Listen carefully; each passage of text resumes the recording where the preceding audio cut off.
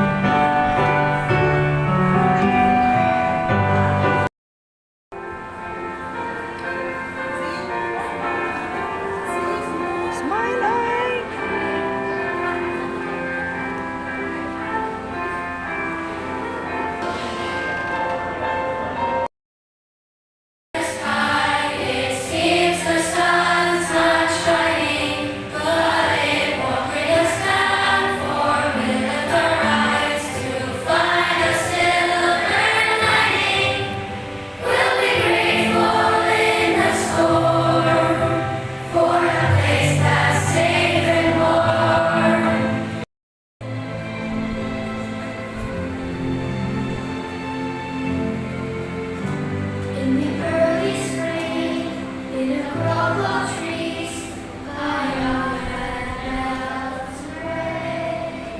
His light shine through me.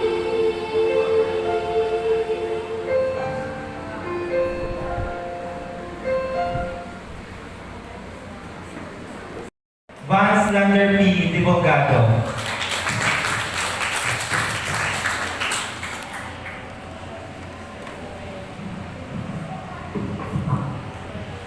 A pleasant morning to everyone, and a special welcome to our honorable invited guest speaker, Dr. Arianti Aristosa, registered medical technologist. Your presence here today is a tremendous honor and has a profound impact on all of us graduating pupils. I would also like to extend a warm welcome to the parents, guardians, relatives, and friends who have taken the time to join us despite their busy schedules. To you all, I say, welcome to San Enrique SDA Elementary School Incorporated 32nd closing exercises with the theme, Empowering Lives, Shaping Character, Equipping Minds for Excellence through Adventist Education. As I stand before you today, I am reminded of the first time I stepped into our classroom. It was a moment of uncertainty and unease. I didn't know what to do or say. I felt like crying, wishing I was back home with my family. But as I looked into the eyes of my teachers and saw the smiles of my classmates, I knew I was in the right place. Slowly but surely, I began to come out of my shell and started to explore and learn with my fellow students. I felt I belonged to a big, happy family.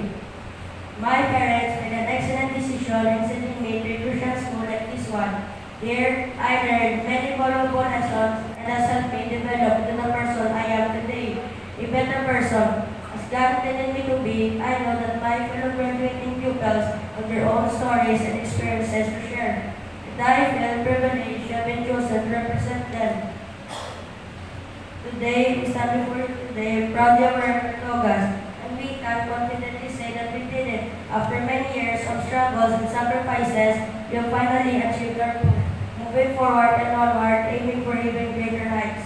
We have been molded to a resilient Christian education foundation, and with that, we have no reason to falter. With the constant support of our parents, and most importantly, the guidance of our Almighty God, we're able to achieve our dreams and aspirations in life. I would like to take this opportunity to express my heartfelt gratitude to everyone who supported us throughout our journey. Your presence here today means the world to us, and we are honored to have you as part of our celebration. And thank you very much for being here when this is grand event. Welcome, welcome, welcome. May God bless us all. Thank you for making me the person I am today in graduate. Thank you for always believing in me even if I doubt myself. I am sorry. sorry if I disappoint you and Mama. You showed me what it means to be a good man by watching you every day. Thank you, Pop, in our family first and most especially bringing us closer to Jesus. I am happy watching you cook perfect breakfast before Wala ginatawag nga patience, blahaw. Abriya, blabati ka wala kay mama. Zizi. Wala ta sa buwas. Dali. Abriya, blabati ka man kay mama, Priya. Ulat. Ko na na. Amo ba bala, ang bata bala nga kabalo magpasensya. Pag abot sa panahon bala, saki isa ka pa bala saki. Siyon man na Japon. Di ba pa? Nantawa bala ang studies to bala sang bata nga hindi kabalo maghulat. Wala sang ano. Amo na ginatawag nga. Abriya na na. Da. Hindi na zut. Ini man si Sakari oh. Oh, wala na. Lugar mo na yung pag-post daw. Wala na ba tayo? Zut.